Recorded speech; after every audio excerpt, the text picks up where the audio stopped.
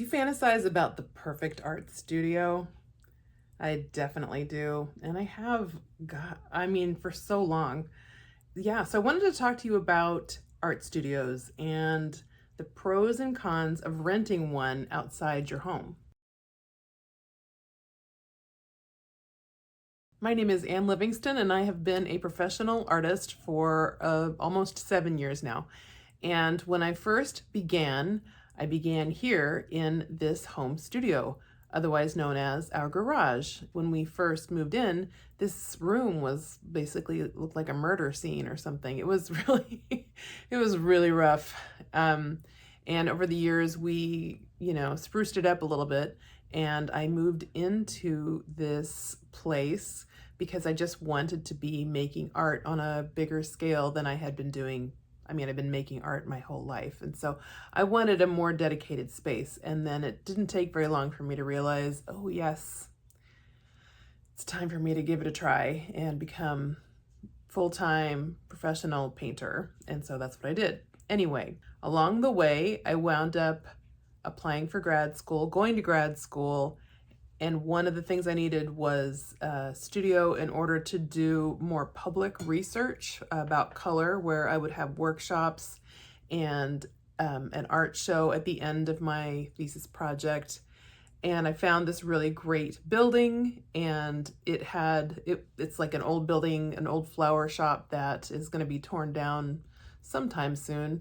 It's rented out to people to use as art studios. So I did that. I rented out a really large space, sublet it to a few of my friends, and we had an art studio, and it was magical. I mean, it was a beautiful space, considering how rough it was. I don't know. It's just it captures the imagination. It was such a really cool place. It still is a cool place.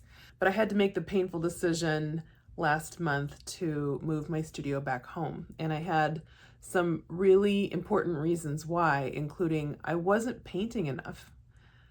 And so I thought it might be interesting for you to hear a little bit about that, but more than that, I want to tell you some pros and cons to help you think about either if you really would want to do it, or even make yourself feel like, yeah, this is good to have the studio at home.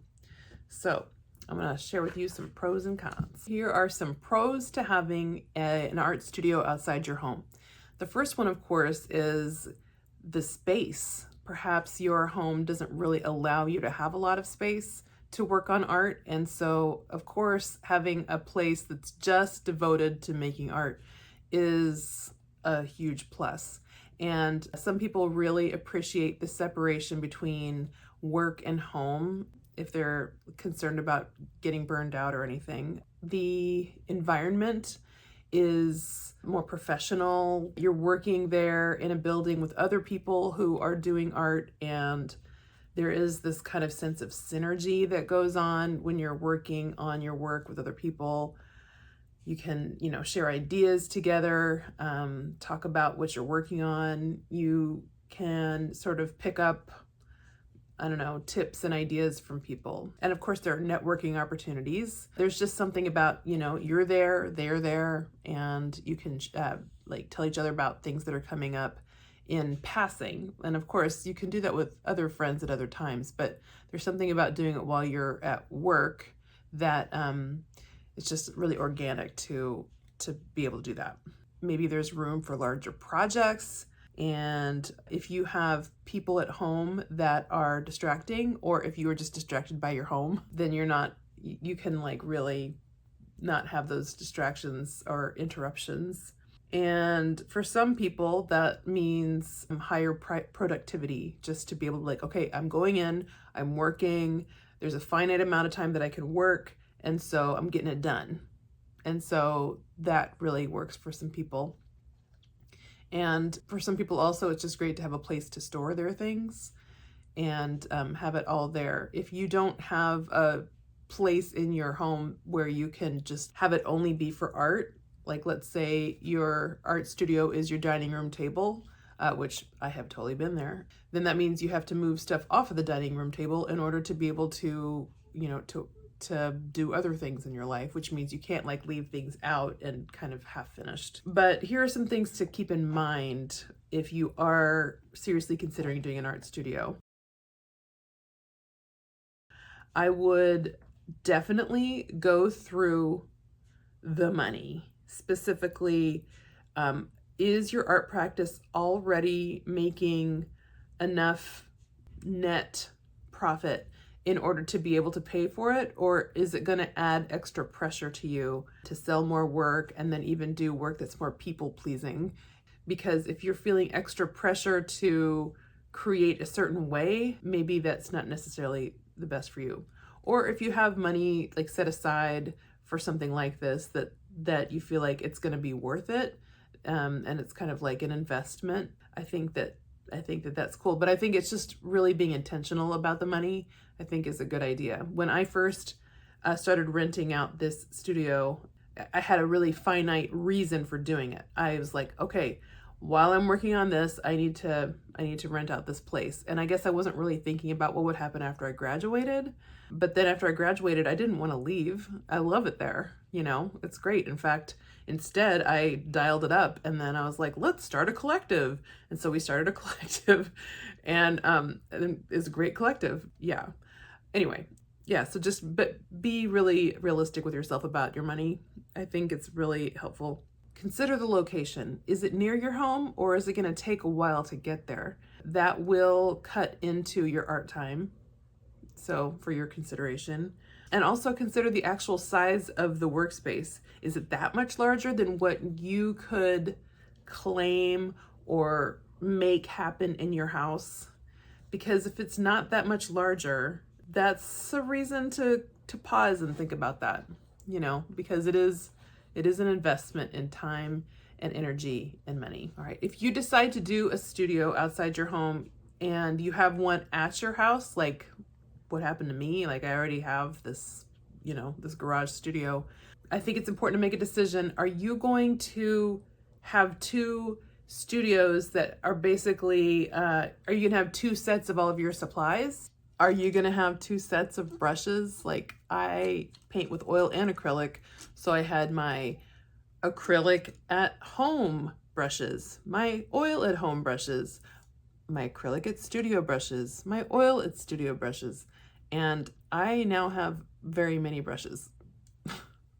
Or are you going to decide, okay, so that studio is where I do X, like I do big work there. And here is where I do like my smaller pieces. Consider the other people in the building. Are they people that you could work with? Like, are they people you can get along with, but not necessarily you get along with so well that you find yourself not actually working? I admit I love the people in that building so much that we do chat a lot, and I have no regrets because they're great people. And I'm not saying it's the chatting that was keeping me from painting. So anyway, it's important to kind of vibe out the people in the building where you would have a studio, to make sure that you feel like there aren't any red flags, people who might not be honest, or people who might not be safe to be around, or maybe you're just like, okay, we're going to totally rub each other the wrong way. And I'm saying, like, no place is perfect, and no group of community, everybody's going to get along perfectly. But if it's like, generally we all seem to I think we could all get along, then that would be a good candidate of a group of people to move in with. You'll also have to think about insurance, because lots of these places require that you have insurance. And that's going to be an extra, like $50 a month or something on top of the rent itself. If all of that is sounding rather daunting, I'm also here to tell you that there are some really great reasons to have a studio at home. And some of them include, if you are someone who lives with other people who might be, say, your family members, it is nice to be home more, and you can just slip into your workspace and get a little bit of work done here and there. And if that works with your personality, then it's really great. This means you can work for very short sessions and also very long sessions without it being as much of an issue for your family and for your own life. There's no commute time.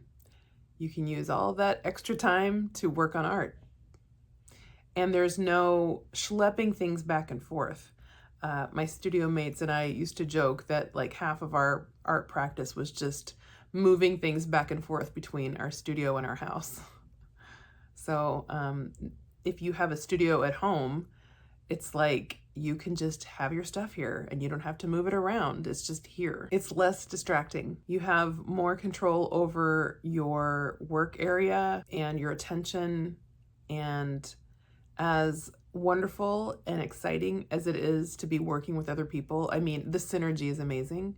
There is also something really amazing about being able to really delve deep into your own practice without being interrupted, and you're kind of like on your own timeline.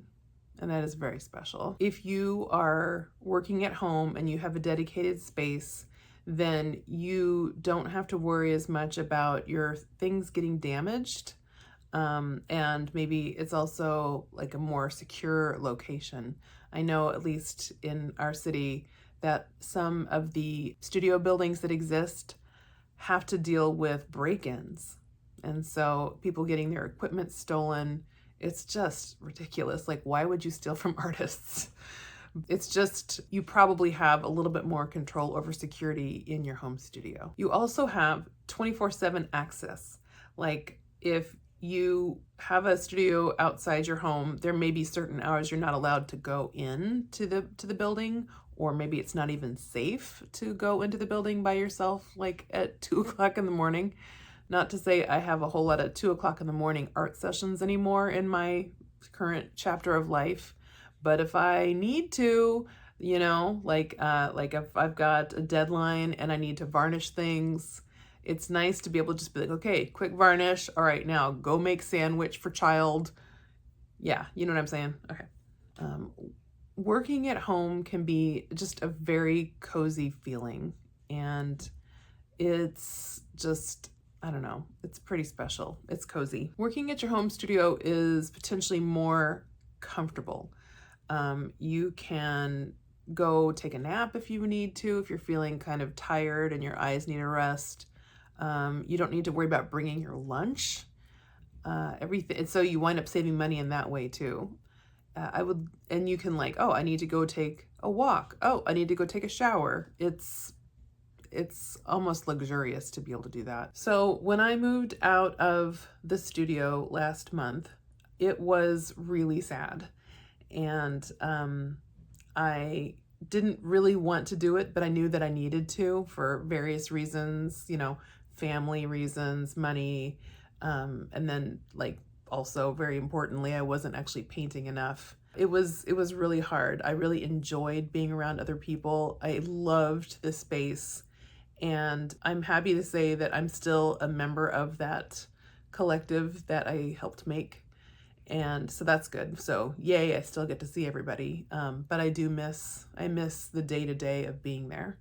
But at the same time, I learned a lot being there about how wonderful you can make a space and have it be uplifting. And so I've taken that inspiration back home with me. In the past, in this garage studio, it's been good enough, you know, functional, and it looks fine. But there were things like I had like 4 different rugs on the floor that were just like hand-me-downs or just random, you know, not attractive rugs. And it always was almost a little embarrassing to look to, you know, like if somebody would come over here to do a studio visit, it did not look very good. And so most of the furniture in my studio is either free, like I either found it on the side of the road, or I'm in a buy nothing group in my neighborhood. And so I got a lot of free things or hand-me-downs, or they're very cheap and like used items. Like that cart right there, that's a used item. But that was free. Anyway, I now have made it a priority to make this place really cozy, where I feel uplifted to be here. And I'm still working on it, and it's getting better. I would love to figure out a way to keep the worms from coming in because it's on the ground floor, and because it's a garage, and it's just like it's super elemental, like it's just outside's right there through the garage door, and somehow like little critters, little worms get in from. It's like this is not that underground, guys. But anyway, that's gross. You don't need to hear that. Anyway. Once it does get all sorted, I will give you a studio tour if you're interested in seeing it. So far, I really like how I'm getting increased functionality, and I want it to be cute. I mean, I think like this looks okay. Looks pretty good. I've seen so many studios doing studio visits that they just looked so good, like so like the way that you would fantasize about a studio, And so I think I have a couple of elements here that are the, sort of like, studio goals. So that's good. That's good. If you are at a home studio and you were kind of like bummed because you realize like you can't really rent a studio, hopefully some of this makes you feel a little bit better. And if you are thinking about renting a studio, I hope some of these thoughts that I have for you are useful to you as you consider where you would want to rent and what you want to do. Thank you so much for watching. It's so nice to have you here. Your time and attention are so valuable, and I am so grateful that you're spending some of it with me. Hope you have a good week.